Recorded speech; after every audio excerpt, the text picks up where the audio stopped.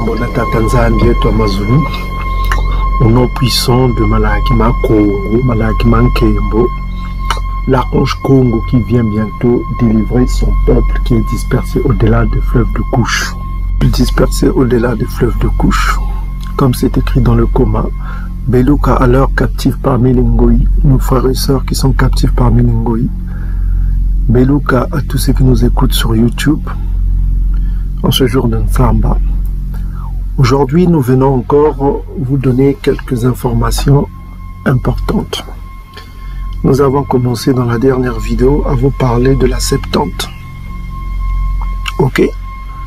Sans compter que la Septante a été longtemps modifiée aussi. On vous l'a dit. Donc, on vous a donné l'exemple de Nzambi qui est devenu Nzambri. Vous comprenez? Donc, toujours dans cette perspective, pour vous donner des explications, nous savons que nous avons en face de nous un homme puissamment méchant qui est Edom, qui sera le peuple que le Tout-Puissant de l'univers va détruire éternellement. Ce n'est pas Yantiba qui le dit, c'est écrit dans les écritures hébraïques bantou qui commencent de la Genèse et qui terminent dans le livre de Malachie. Donc, bien-aimés frères et sœurs, aujourd'hui, avant de commencer, nous allons d'abord répondre à un frère qui a posé une question. Si vous regardez dans les commentaires, le frère s'appelle Kevin B. Il dit ceci: mon frère Tiba, tu ne commentes que Ésaïe 9:5. Tu oublies le verset 6 dans lequel il est mentionné que sa domination n'aura pas de fin. Dans d'autres versions, il est même écrit par lui: Dieu donnera une paix sans fin au trône de David. Donc on va répondre aux frères. Il y a des mots qui reviennent. C'est sans fin et puis le trône de David. On va expliquer ce que ça veut dire. Une paix sans fin et le trône de David. Qu'est-ce que cela veut dire? Et puis il y a le frère, il y a un frère qui l'a répondu, le frère Ikessa, qui l'a répondu, et puis voilà quoi. Donc le frère lui répond: mon frère écoute, la vidéo 2.3 a précisé dans l'introduction, je cite, nous allons nous concentrer effectivement. Donc la vidéo, c'était la concentration du commentaire du pasteur qui était dans l'introduction, c'était se concentrer sur ça. Pour ne pas, et puis dans la suite de la vidéo, on a bien insisté pour que la vidéo ne soit pas trop longue. C'était le but. Donc cette vidéo aussi, nous voudrons qu'elle ne soit pas trop longue, parce que la compréhension, le Bina, vient avec des petites vidéos, des petites courtes vidéos, pour que les gens comprennent vite. On va répondre rapidement aux commentaires du frère. Donc les mots-clés, c'est le trône de David, et puis sa domination n'aura pas de fin. On va essayer de vérifier ce qu'il dit et puis on va voir si ça parle de sa domination, pas de fin, et puis une paix sans fin. Ok? Donc on va aller rapidement dans Brinton. Donc nous sommes ici dans Brinton, frère Kevin. On va t'appeler Kevin, hein? Kevin B, Kevin, voilà. Donc voilà la page qu'il faut aller, c'est e-Bible English qu'on a déjà montré dernièrement. Il faut aller à partir du verset 5. Donc, je rappelle pour tous ceux qui n'ont pas vu la vidéo précédente, il faut aller voir la vidéo précédente parce qu'on a encore prouvé que le christianisme édomite, c'est un mensonge. Ok? On a prouvé qu'on parlait de Ézéchias dans ce chapitre-là et qu'avec le temps, les chrétiens ont modifié les Écritures au profit du Christos, qu'ils ont inventé pour vendre au monde. Ok? Donc, c'est ce à quoi vous devez voir notre vidéo précédente pour comprendre un peu ce que l'on veut dire. Donc, pour donner la suite à cette vidéo, nous disons ici, qu'est-ce qui est écrit? Car un enfant nous est donné, ça c'est la version 70, hein, datant avant l'ère chrétienne. Donc, excusez mon français n'est pas aussi parfait que cela, parce que je parle plusieurs langues, hein, y compris l'anglais, donc, y compris les langues autochtones, bantou, qui sont des langues sémites, hein, on l'a déjà prouvé. Donc, il est difficile de maîtriser la langue de l'oppresseur à 100%. Donc, soyez indulgents de ma façon, dans les lectures, dans le français que je prononce. Il peut y avoir des mauvaises compréhensions, mais comprenez toujours, c'est la langue qui nous a été imposée. Ça vient de l'oppresseur. Ok, mes bien-aimés frères et sœurs. Donc, nous sommes dans Ésaïe chapitre 9, verset 5. Dans les versions chrétiennes, c'est verset 6. On a déjà parlé de ça, verset 6. Maintenant, ici, on va se concentrer dans Brinton. C'est ce à quoi le frère parle. Donc, nous avons déjà traduit. Hein? Donc, il faut aller cliquer à droite, Translate to French, vous allez, etc., etc. Donc, nous sommes ici. Un enfant nous est né, un fils nous est donné, dont la domination repose sur son épaule, et son nom est appelé messager du grand conseil. J'apporterai la paix au prince, c'est-à-dire au prince, ça veut dire son entourage, quoi, et la santé pour lui, pour cet enfant qui est né là. Donc on a déjà vu cela, on parlait d'Ézéchias, Kesaïa, et d'ailleurs Kesaïa l'a confirmé, on en parlait de la vidéo précédente. Maintenant le frère pose la question sur la suite. La suite, on va examiner la suite, et son gouvernement. Donc la traduction ici, ce gouvernement sera grand, et sa paix n'aura pas de fin. Il appartiendra au trône de Doda, et à son royaume de l'établir et de le soutenir par le jugement et la justice désormais et pour toujours. Donc, point. Donc, ce qu'on va rappeler aux frères, c'est que ici, il y a trois mots qui ressortent. Donc, on dit que sa fin n'aura pas de fin. Ok? Pas de fin. Donc, ça veut dire sans fin. Comme le frère l'a explicitement dit. Hein. Ok? Donc, on va rappeler encore, on va prendre cela un instant. Donc, ce qu'on va rappeler au frère Kevin, nous sommes ici dans une traduction qui date des siècles avant l'ère chrétienne. Ok? Donc, ce qu'on va faire, on va se baser sur ça. Bon, le frère dit que dans d'autres traductions, je voudrais qu'il précise quelle traduction, parce que nous avons pris l'initiative de vous donner une traduction qui date avant l'ère chrétienne. Parce que nous avons estimé que les traductions ultérieures ont été modifiées et nous l'avons prouvé dans la vidéo précédente. Avec la TOB qu'il a expliqué, hein. On a fait intervenir la TOB. Donc je rappelle à tous ceux qui nous écoutent, la TOB c'est quoi? C'est une traduction écuménique de la Bible. Écuménique, ça c'est wakumen, hein. C'est un terme kouané qui veut dire universel, c'est-à-dire qui réunit un peu tout, qui veut dire le monde, quoi. Le monde du christianisme. C'est wakumen, quoi. Dans le monde du christianisme, il y a eu des orthodoxes avec le slavon. Il y a eu des églises orthodoxes, des églises protestantes et des églises catholiques qui se sont réunies pour faire une traduction commune qu'on appelle la TOB. Donc nous avons fait intervenir cette traduction commune de la TOB dans notre vidéo précédente. Qu'est-ce qu'on apprend ici? On va lire avec vous la suite de ce qu'on a lu. On dit ceci: qu'un enfant nous est né, un fils nous est donné, dont la domination repose sur son épaule, et son nom est appelé le messager du grand conseil. Il y a point virgule et on a car j'apporterai la paix au prince et la santé pour lui. On a vu avec preuve biblique à l'appui que cela se réfère à qui? À Ézéchias, qu'on a appelé Kesaïa, selon son nom paléo-hébraïque, qui rejoint, qui confirme en quelque sorte que le peuple qui est dispersé au-delà des fleuves de Couche, c'est-à-dire le peuple Congo et le peuple Bantou, sont effectivement des Israélites de l'ancienne, de la Bible. Voilà. Donc maintenant la suite, c'est ce que le frère veut dire ici. La suite dit quoi? Son gouvernement sera grand et sa paix n'aura pas de fin.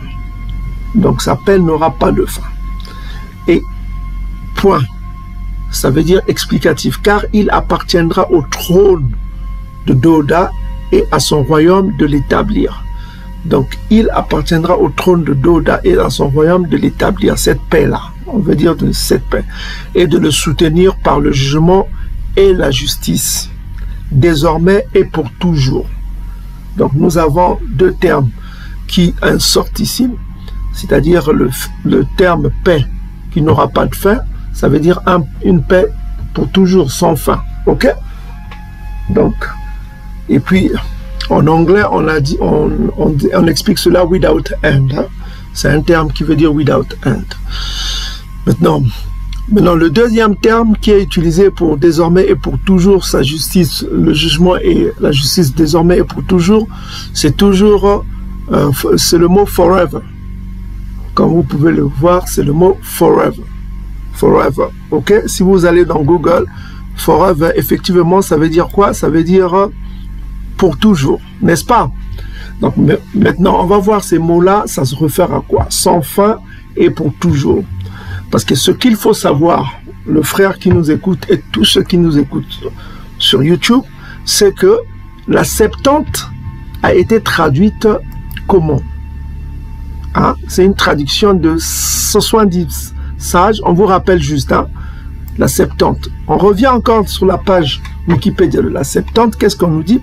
La Septante, parfois appelée l'Ancien Testament grec, ou la traduction des 70, ok, des 70 est souvent appelée LXX, 70, et la première traduction grecque existence de la Bible hébraïque à partir de l'hébreu original, ok, ça a été pris à partir de l'hébreu original. Donc ce qu'on va faire, on va voir quel est le mot hébreu original qui est utilisé pour dire sans fin et pour dire pour toujours, n'est-ce pas? C'est ce qu'on va voir avec vous qui êtes ici présents et avec tous ceux qui nous écoutent sur YouTube. On va aller voir quel est le mot hébraïque qui se réfère à sans fin et qui se réfère à ce qu'on appelle pour toujours. Donc c'est les mots que ont utilisé Brinkel pour la traduction. Donc il faut savoir que c'est l'hébreu, c'est le mot hébreu qui est utilisé pour connaître sans fin. Maintenant, le mot hébreu qui est utilisé pour connaître sans fin et pour toujours, on l'a déjà explicité dans notre vidéo, dans l'une de notre vidéos. Allez voir cette vidéo qui s'affiche sur l'écran. Vous allez sur cette vidéo, on a expliqué ce mot-là qui s'appelle Olam dans la vocalisation amalékite hébraïque. La vocalisation amalékite hébraïque, c'est-à-dire l'hébreu, le yiddish d'Amalek, parce que les Amalékites parlent le yiddish, selon le yiddish amalékite, qui est une langue slavo, tout ça, avec leur vocalisation, on dit Olam. Mais dans la vocalisation palo-hébraïque, qui se trouve au-delà du fleuve de Couche, on l'avait dit dans cette vidéo qui s'affiche sur l'écran, on a dit que ça se prononce Mvula. Mvula, chez nous les Congos, ça se prononce Mvula, qui indique le temps et qui indique aussi l'éternité. C'est ce qu'on a dit dans la vidéo qui s'affiche sur l'écran. Allez voir cette vidéo là où vous avez des lions avec des makessa avec des têtes de lion. Ah, ok, vous allez voir cette vidéo là avec des makessa qui veut dire des soldats quoi, avec des têtes de lion. Donc sur cette vidéo on a parlé de ça. J'espère que le frère a déjà vu cette vidéo. Donc ça c'est une première chose. Quel est le mot qui est utilisé pour Olam? Donc on va voir d'abord ce que les chrétiens eux-mêmes. Il y a un site chrétien qui s'appelle Bible Project. Vous allez dans Bible Project, vous avez une vidéo. Dans Bible Project, on donne une définition, on donne la définition de ce mot Olam. On va écouter cette définition de ce mot Olam selon les chrétiens eux-mêmes, hein, comment ils définissent le mot Olam. Un âge dans la Bible. Allons-y. Le mot hébreu pour âge est Olam, et il fait référence à une période de temps. De quelle durée? Eh bien, n'importe quelle durée en fait. Et ça peut se référer au passé ou au futur. Un âge dans la Bible. Allons-y. Le mot hébreu pour âge est Olam, et il fait référence à une période de temps. De quelle durée? Eh bien, n'importe quelle durée en fait. Et ça peut se référer au passé ou au futur. Alors, dans cette vidéo que vous venez de voir, des chrétiens qui rejoignent un peu notre traduction, ce qu'on avait donné dernièrement dans la vidéo, dans notre vidéo, on a parlé le mot Olam qui se traduit souvent éternel, ok, éternel, pour toujours. En anglais, on dit forever, ok. Donc, Olam là, c'est Mvula, chez nous les Congos. Ça se prononce Mvula, parce qu'on a expliqué tout à l'heure, on vous a mis l'extrait de notre vidéo passée. C'est selon les chrétiens eux-mêmes, hein, les chrétiens du Bible Project, ils disent que c'est une période de temps et ils ont mis un sablier. C'est comme un sablier, hein. Vous voyez, c'est le temps. Le sablier, souvent, vous voyez, dans les émojis que vous avez, ça indique le temps. C'est-à-dire que c'est le temps. Si vous voulez voir le symbole du temps, il faut mettre le sablier. Le sablier, c'est-à-dire ça tombe. Donc, le sablier indique quoi? Le sablier indique le temps qui coule. Donc, c'est ce que veut dire période de temps. C'est le temps qui coule. C'est pourquoi vous remarquerez dans la première définition, on vous dit quoi? Longue durée. Longue durée, la définition de Olam. Et vous descendez encore, vous avez quoi? Dans la définition de Olam, vous avez quoi? Vous avez les derniers mots de la définition de Olam, Mvula en langue Congo. Regardez, c'est le même mot que le frère a mis dans son commentaire, c'est-à-dire sans fin, paix sans fin, sans fin. Regardez, sans fin est là, dans le mot Olam, sans fin. Vous voyez, c'est le mot Olam. Vous comprenez, c'est le mot qui est utilisé aussi pour toujours. Vous avez aussi pour toujours. Regardez là où nous avons souligné en rouge les mots-clés pour comprendre ce que l'on veut vous dire. Donc nous avons une représentation sablier. Vous voyez le sablier, c'est l'image du sablier. Donc le temps court, c'est ce qu'on appelle une longue durée. C'est la première définition de Olam, longue durée. Donc ce serait une paix pour une longue durée. Vous comprenez, longue durée. Retenez bien le mot longue durée. On va aller dans d'autres parties de la Bible là où le mot Olam a été utilisé. Donc nous réitérons toujours. La Bible hébraïque utilise le mot Olam en ce qui concerne les mots qu'a utilisé la traduction Brinton pour donner sans fin, éternité ou pour toujours. Est-ce que vous comprenez? Nous sommes là. Est-ce que vous comprenez? Parce que la Septante a été écrite, ça a été traduit de l'ancien hébreu en Kohané, c'est-à-dire en l'ancien grec. Donc ça, il faut retenir cela. Quand le traducteur fait, il prend un mot, il met ça dans une nouvelle langue. Vous comprenez? Pour voir l'équivalent. Par exemple, je vous donne un exemple. Quand je dis par exemple ban, c'est-à-dire les enfants, je vais traduire ça en français, les enfants. Vous comprenez? Donc on prend un mot qui est dans une langue, on met ça dans une nouvelle langue. Donc c'est ce qu'ils ont fait pour traduire les écritures hébraïques qui étaient en ancien hébreu et ils ont mis, bon maintenant nous ce qu'on est en train de faire, quel est le mot qui est utilisé pour dire, pour toujours et pour dire sans fin. Et le mot hébreu qui est utilisé pour ça, c'est Olam. Maintenant, on va aller voir dans d'autres écritures là où le mot Olam est utilisé pour voir quand est-ce que c'est utilisé, dans quel contexte. C'est le contexte maintenant qui va définir si ça parle pour l'éternité ou si ça parle pour une longue durée seulement ou si ça parle sans fin. Donc c'est le contexte qui va déterminer de quoi parle-t-on. Un âge dans la Bible. Allons-y. Le mot hébreu pour âge est Olam et il fait référence à une période de temps. De quelle durée? Eh bien, n'importe quelle durée en fait. Et ça peut se référer au passé ou au futur. Maintenant, qu'est-ce qu'on apprend sous cette vidéo? On nous dit quoi? On nous dit que Olam veut dire quoi? C'est l'âge, hein, l'âge.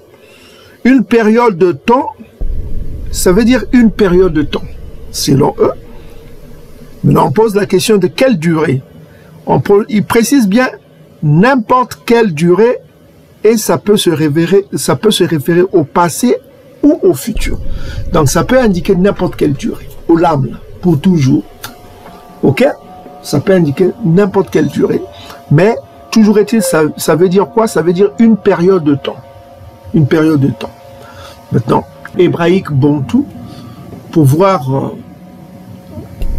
qu'est-ce que ça veut dire, hein? Parce que où est-ce que ce mot est utilisé pour nous donner un sens, pour comprendre cela. En anglais, on dit forever. Donc, on va aller toujours dans Bretton, on va prendre deux exemples. Deux exemples. Premier exemple, on va aller dans Exode chapitre 21. On va aller dans Exode chapitre 21, là où le mot Olam là est utilisé pour voir si c'est vraiment une période de temps donnée. Une période de temps. Hein.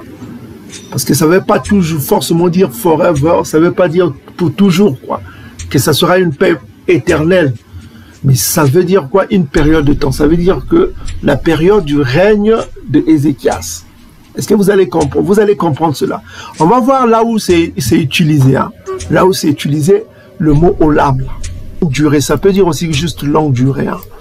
Donc ça sera longue durée, mais c'est quelle période? Ça peut être d'une période déterminée, limitée. Limitée. Hein. Ça ne veut pas dire c'est une période illimitée forcément. Ça peut dire une période limitée ou une période illimitée. Parce que chez nous, les Congos, c'est mvula, qui veut dire juste le temps. Ok? Le temps peut être limité, le temps peut être illimité. Ok? Donc, voilà. C'est ce qu'on va voir ici, parce que est-ce que c'est une temps longue durée? Ça veut dire longue durée. Quand vous voyez la définition en langue Congo mvula, regardez, c'est vraiment impressionnant.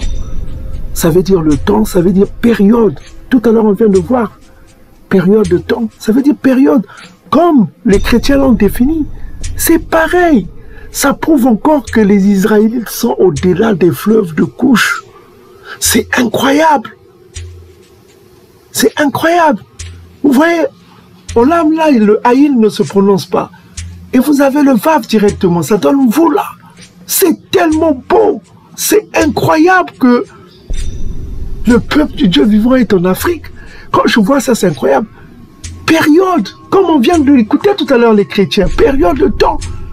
Mais ce qui est intéressant chez nous ici, chez nous les Congos, mvula, ça veut dire espace de temps. Donc c'est limité. Le mot le plus incroyable pour définir le sablier, c'est l'époque. Donc c'est l'époque. L'époque est limitée. Ça indique que cette paix-là ne sera que l'époque de Ézéchias. Après Ézéchias, cette paix-là va finir. Donc, mais si vous allez encore plus loin, le mot, vous l'avez dire encore éternellement.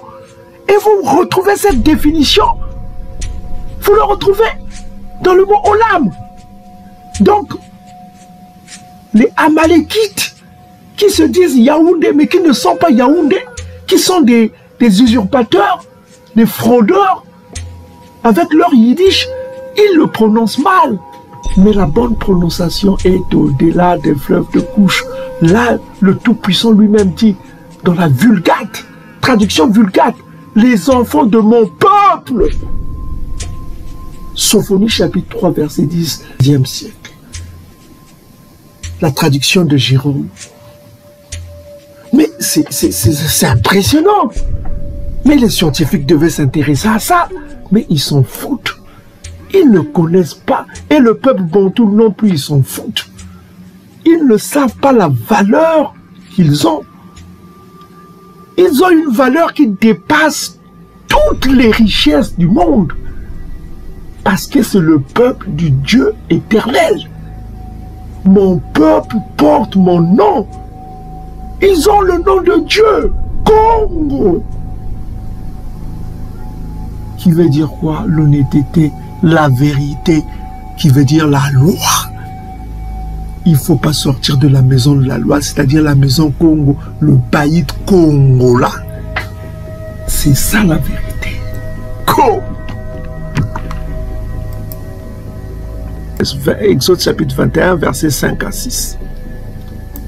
Ok. Donc, Exode chapitre 21. Donc, vous voyez vous-même, serve him forever. Forever. Ça veut dire pour toujours. Donc, on va traduire Exode chapitre 21, toujours dans Brinton. Vous allez voir, vous allez comprendre sa traduction. Exode chapitre 21, verset 6. 5 à 6. On dit ici, « Et si le serviteur répond et dit, « J'aime mon maître, ma femme et mes enfants, je m'en irai pas libre. » Donc le serviteur, en l'occurrence, il veut servir son maître. Il dit que je veux servir mon maître, j'aime mon maître, je ne veux pas arrêter d'être son serviteur. Ça, c'est en l'occurrence lorsque un esclave, hein, en ce temps-là, s'il y a un travailleur quoi, qui veut servir son maître, voilà quoi. Son maître l'amènera au tribunal de Tatanzambi, puis il l'amènera à la porte, au montant de la porte. Au montant de la porte de son maître, lui percera l'oreille avec un poisson et il le servira pour toujours. pour toujours. Donc le mot ici pour toujours, si vous voyez dans les Bibles, on va aller voir le mot pour toujours, ça se réfère à quoi? Nous sommes ici dans la traduction Louis Séguin 21, Exode 21, verset 6. On dit alors son maître le conduira devant le Tout-Puissant, il le fera approcher de la porte du poteau et son maître lui percera l'oreille avec un poinçon, ok, un poinçon, et l'esclave sera pour toujours à son service. Le mot pour toujours, regarde, c'est quel mot? C'est olam. C'est toujours olam. C'est-à-dire, on vous traduit ici éternellement, à toujours, à perpétuité, ancien, à jamais, vous voyez, sans fin, longue durée. Vous voyez, longue durée, ça veut dire juste longue durée, c'est-à-dire le temps qu'il va servir son maître. Ça ne veut pas dire que son maître va vivre éternellement, qu'il va... Voilà quoi. Est-ce que vous comprenez, mes frères et sœurs? Donc, vous voyez la différence? Ça veut dire que cet esclave-là va servir son maître, son maître, puisqu'il a dit déjà qu'il aime son maître. Il n'a pas dit qu'il aime la maison de son maître, il aime son maître. Mais or, son maître n'est pas éternel. Vous comprenez? Son maître va mourir un jour. Donc, il va servir son maître tout au long de sa vie, de la vie de son maître. Donc son service dépendra de la vie de son maître. Est-ce que vous commencez à comprendre? Donc c'est pourquoi on traduit cela longue durée. Est-ce que vous commencez à comprendre? Donc il va servir son maître le temps de la vie de son maître. Est-ce que vous commencez à comprendre, mes frères et sœurs? Donc le temps que son maître va vivre, il va continuer à le servir. Il va le servir. Donc le temps de ça. Donc c'est comme avec... la paix dont bénéficiait cet enfant qui est né avec sa paix. La paix là sera valable que le temps de la vie d'Ézéchias. Est-ce que vous commencez à comprendre? Tant que Ézéchias va vivre, cette paix là va être olam, c'est-à-dire mvula. Est-ce que vous commencez à comprendre? Ça va être valable. Mais quand Ézéchias est mort, c'est son fils Manassé qui a pris le relais. Or, son fils Manassé était quoi? Un idolâtre. Il n'y avait plus la paix parce qu'il y avait encore la menace assyrienne. Est-ce que vous commencez à comprendre la différence? Donc, c'est ça que le frère doit comprendre. C'est comme l'a dit dans la vidéo des chrétiens, de Bible Project, c'est dans une période de temps, et ce qu'on a perdu, on a dit que c'est une longue durée. C'est juste une longue durée, c'est le temps, le mvula. Ok? Maintenant, quand les Bantous utilisent ce terme-là, c'est-à-dire que mvula namvula, qu'on peut dire mvula namvula. Mvula namvula, c'est-à-dire plus de temps. On peut, quand on insiste, quoi, on insiste que c'est une donc ça va continuer comme mvula namvula. Donc on va insister mvula namvula. On ajoute 2 fois.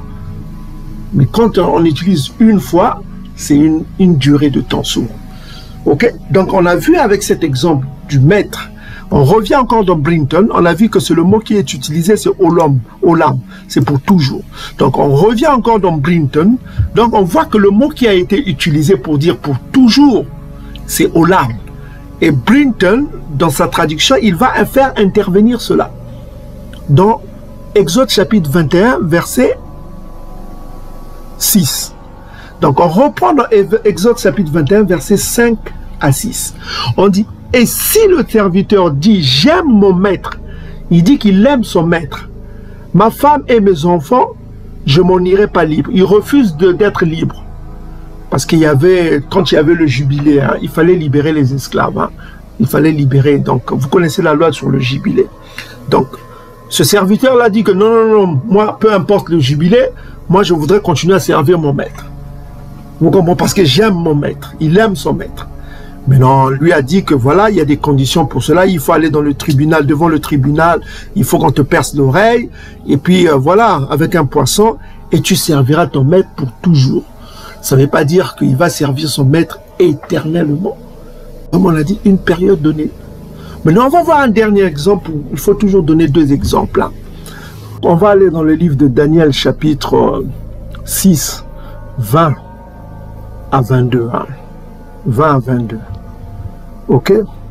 Donc, écoutez attentivement. Donc, alors le roi se leva de très bon matin. Donc, je voudrais vous rappeler que le livre de Daniel a été écrit en araméen. En araméen qui est une langue sémite, hein, qui est une langue sémite proche de la langue des Bantous sémites. Donc, vous là, eux, ils utilisent un autre terme, mais qui veut dire la même chose. Ok? Donc, on va voir ici quelle est leur traduction, quelle est la traduction qui a été donnée. Alors, le roi se leva de très bon matin, le roi Ngoïa se leva de très bon matin, se rendit en toute hâte à la fosse aux lions. Vous connaissez l'histoire de Daniel dans la fosse aux lions. Et lorsqu'il s'approcha de la fosse, il s'écria d'une voix forte, « Daniel, serviteur de Tatanzambie et Toamazulu, vivant ton Tout-Puissant, que tu sers continuellement, a-t-il pu te délivrer de la gueule du lion ?» Donc il se moque de Daniel, quoi, qui est enfermé dans la gueule du lion, pour voir si son Dieu va le délivrer. Et Daniel dit, écoutez Daniel ce qu'il va dire. Daniel dit, ô roi, vis pour toujours, vis pour toujours.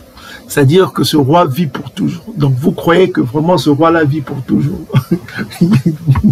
Donc c'est un roi Ngoï en plus, il n'a pas une vie éternelle. Est-ce que vous commencez à comprendre? Il vit pour toujours. Donc il n'a pas une vie éternelle. Ça veut dire juste que toi qui vis selon une période de temps que t'a accordé le Dieu suprême. Donc le Tout-Puissant t'a accordé une période de temps de vie. C'est tout ce que ça veut dire. Ça ne veut pas dire que ce roi vit éternellement. Dans les versions chrétiennes, vous voyez voir Daniel 6, verset 21, on dit ici, et Daniel dit, ô roi, vis éternellement, vis éternellement. Donc ce roi-là ne vit pas éternellement, il n'a pas la vie éternelle. Vous n'allez pas croire à ça. Donc c'est juste une expression pour dire qu'il vit selon une période de temps que lui accordait le Tout-Puissant. Donc ça veut dire qu'il aura une fin. Est-ce que vous commencez à comprendre? Donc vous voyez que le terme olam veut pas dire ce que, voilà quoi, qu'il n'y aura pas de fin. Ça veut dire que c'est une période donnée et qui a une fin, qui aura une fin et qui peut ne pas avoir aussi de fin. Est-ce que vous commencez à comprendre? Ça peut avoir une fin et ça peut ne pas avoir de fin aussi. Donc ça dépend des contextes. Est-ce que vous comprenez? Donc dans ce cas-là, une personne qui réfléchit normalement, il va pas se dire que voilà, que Daniel, que ce roi Ngoï vit éternellement. Daniel veut dire que oh mais ce roi-là va vivre éternellement, il aura la vie éternelle. Un idiot, un attardé va dire oh mais il aura la vie éternelle. Maintenant si vous voyez le mot éternellement qui est utilisé, c'est alam, c'est l'équivalent de olam. Alam, qu'est-ce qu'on dit ici? On dit traduit éternel, d'éternité, éternellement, jamais, ancien, perpétuité, antiquité, pour toujours, à jamais. Donc vous voyez, ça rejoint toujours Olam. Donc quand on prend ici, on voit Alam là, on dit quoi? Alam est un terme araméen. Vous voyez, c'est un terme araméen, ok, araméen, et que vous regardez, voilà quoi, c'est utilisé dans les livres de Esdras et de Daniel parce que ces deux livres-là ont été écrits en araméen, Esdras et Daniel. Donc vous voyez là où c'est utilisé, c'est en araméen. Qu'est-ce qu'on dit? C'est l'équivalent. Donc araméen correspond à olam. Vous voyez, on dit même ici origine, araméen correspond au terme olam. Hein? Et vous voyez, c'est les mêmes significations, perpétuité, antiquité, pour toujours, à jamais, etc., etc. Vous pouvez lire chez vous. Donc vous voyez que donc, dans ce cas, Daniel ne veut pas dire que ce roi Ngoï qu'il a mis dans la fosse aux lions vit éternellement. Il ne veut pas dire cela. Il veut tout simplement dire que toi qui vis selon le temps que le Tout-Puissant t'a accordé. Donc, ce terme alam veut dire olam ou alam veut dire selon le temps que le Tout-Puissant lui-même accorde. Ok? Selon le temps que le Tout-Puissant accorde. Donc, on revient encore dans Brinton, on veut dire quoi? J'apporterai la paix au prince. On dit quoi? Car un enfant nous est né, un fils nous est donné, dont la domination repose sur son épaule, et son nom est appelé le messager du grand conseil. J'apporterai la paix au prince et la santé pour lui. On a déjà vu que ça parle, on lui a apporté la paix, on a prouvé cela. Son gouvernement sera grand. On a vu que son gouvernement effectivement était grand, d'autant plus que même les Ngoï, ça atteint même sa réputation à dépasser le cadre des Israélites bantous est allé même jusqu'au Ngoï, aux extrémités de la terre, ça veut dire jusqu'au Ngoï. Les Ngoï, c'était comme Salama. C'était comme Salama. Les Ngoï venaient. Lui aussi, il a bénéficié de cette réputation de Salama. Les Ngoï venaient à Salama pour voir ce roi-là qui a pu, par la puissance de l'archange Congo, a pu tuer la puissante armée assyrienne. Vous comprenez? Donc sa réputation s'est étendue au-delà du cadre israélite bantou. Les Ngoï sont venus, on l'a vu cela dans la dernière vidéo. Son gouvernement était grand et sa paix n'aura pas de fin. Ça veut dire juste que sa paix n'aura pas de fin dans une période que le Tout-Puissant a fixée. Vous comprenez? Dans la période de sa vie, ça veut pas dire que ça sera éternellement, ça veut dire que juste dans la période de la vie. Parce que le mot sans fin, on vient de le voir, c'est olam. C'est le mot hébreu qui était là. Donc c'est le seul mot hébreu qu'on connaît. Olam, qui est beaucoup utilisé. Pour toujours, c'est olam. On l'a vu avec des exemples précédents que le serviteur, dans Exode chapitre 21, le serviteur ne va pas servir son maître éternellement. C'est selon la période du temps que le Tout-Puissant a accordé à la vie de son temps de service dépend de la vie de son maître. Est-ce que vous commencez à comprendre? Donc le temps de paix dépend du règne d'Ézéchias. Donc c'est selon une période déterminée. On voit bien que c'est une période déterminée parce que Olam ne veut pas forcément dire pour toujours, c'est-à-dire que ça sera... Voilà quoi. On vient de voir avec l'exemple de Daniel qui appelle un roi Ngoï qu'il vit éternellement. Ça ne veut pas dire que ce roi-là va vivre éternellement.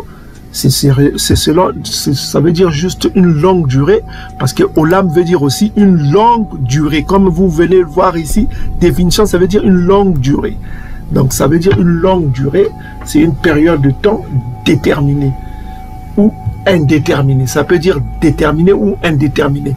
Mais dans le contexte actuel, pourquoi on dit que c'est indéterminé? Parce qu'il y a un contexte. C'est un enfant qui est né, un enfant qui est malade, qui est tombé malade, dont on a donné la santé. Donc on peut voir que cet enfant-là ne vit pas éternellement. Donc la période de paix qu'il va donner dépendra de son règne, de sa gouvernance, puisque sa gouvernance sera grande. Son gouvernement sera grand. Son gouvernement est limité dans le temps. Ça dépend de cet enfant-là. Le gouvernement qui sera grand là dépend de cet enfant-là qui est né.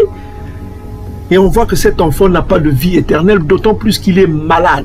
Donc c'est la phrase précédente qui détermine le contexte. Est-ce que vous commencez à comprendre?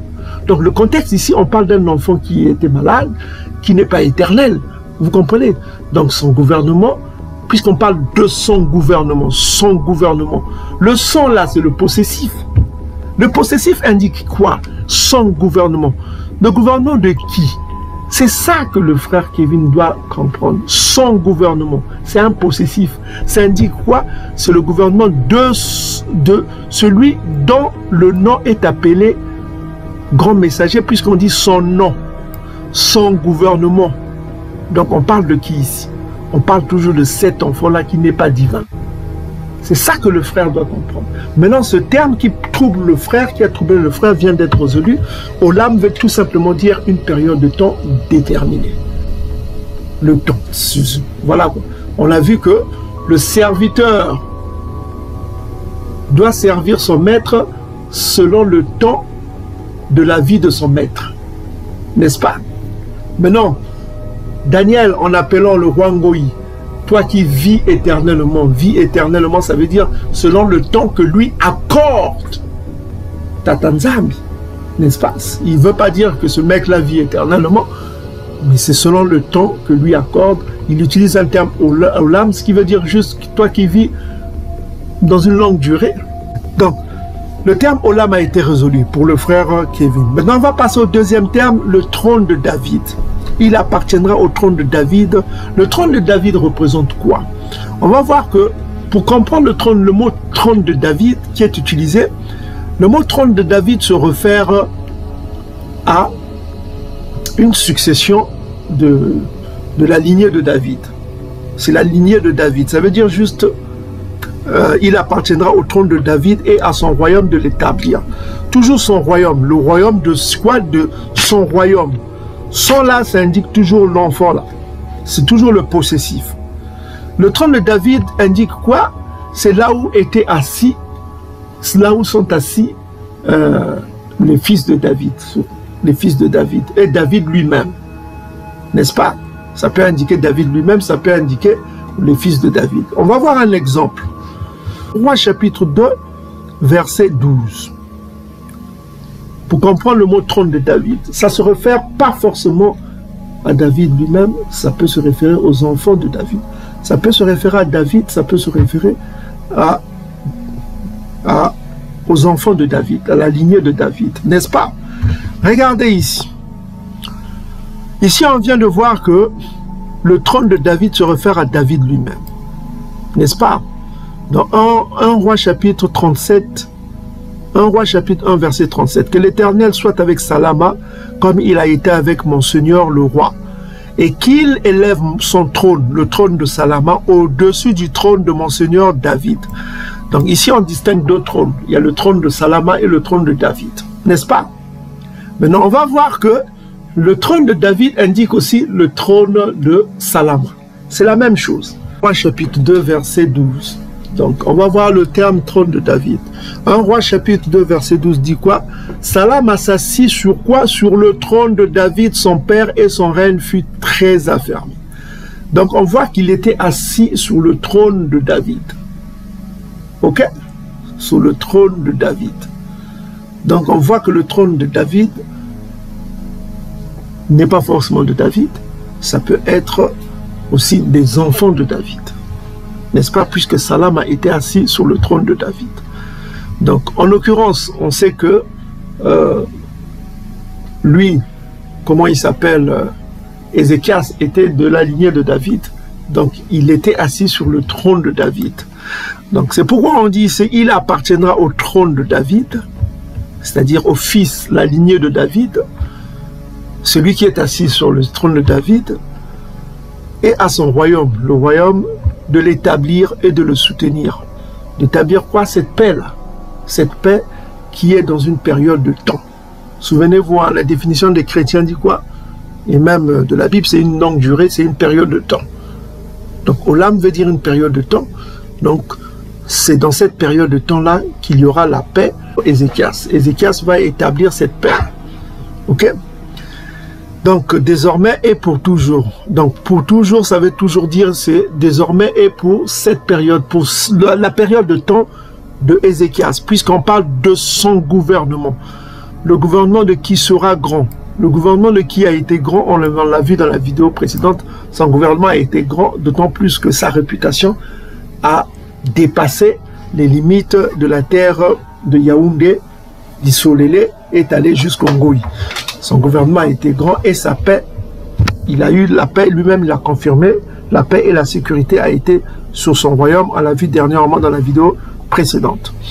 Donc on a défini le trône de David qui indique quoi?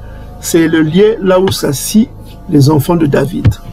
Ok? Ça peut aussi indiquer David, ça peut indiquer le lieu là où s'assoit la lignée de David. Donc en l'occurrence ici on parle de Ézéchias. Donc, on a vu que, en conclusion, donc c'est une période de temps déterminée. Donc, on reprend encore pour le frère pour qu'il comprenne. On répète, car un enfant nous est né et un fils nous est donné. Dans la domination repose quoi? Sur son épaule, possessif. Son épaule, possessif. L'épaule de qui? De cet enfant qui est né. Hein? La domination repose sur son épaule de cet enfant qui est né. Et son nom, le nom de cet enfant-là est appelé le messager du grand conseil. Comprends bien mon frère, point virgule, car, justificatif. J'apporterai la paix au prince, c'est au pluriel, et la santé pour lui. Pour qui? Lui là, ça indique quoi? Cet enfant qui est né, n'est-ce pas? Point, verset 6, son possessif. Son gouvernement, le gouvernement de qui? De cet enfant qui est né. Comment sera son gouvernement? N'oublie pas que mon frère Kevin qui nous écoute, cet enfant est un homme, c'est un être humain qui est malade. dont on apportera la santé. C'est pas un être divin. Ça, c'est un premier point. On dit son gouvernement. Le gouvernement de qui, frère Kevin? C'est le gouvernement de 7 enfants qui est né. Sera quoi? Grand. N'est-ce pas?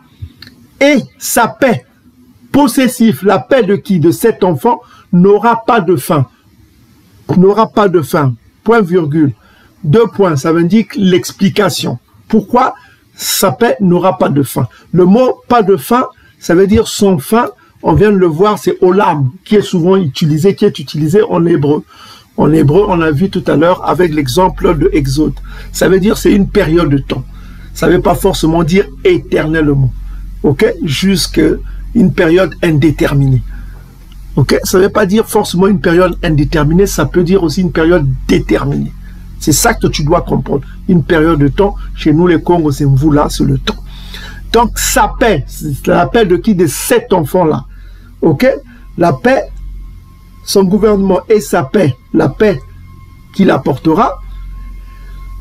2 points, ça indique l'explication. Il appartiendra au trône de Doda et à son royaume de l'établir.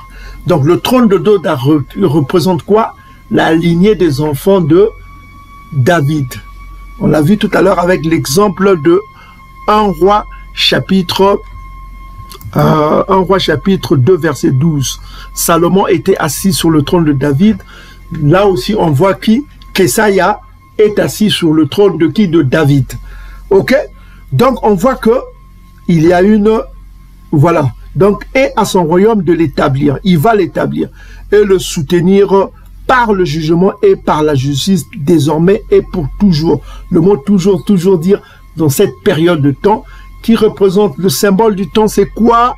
C'est le sablier que vous voyez là. Donc, le sablier tombe, quand ça finit, ça veut dire le temps est fini. Donc, ça veut dire juste le temps limité. Ok? Donc, voilà. C'est ce qu'on voulait faire comprendre aux frères.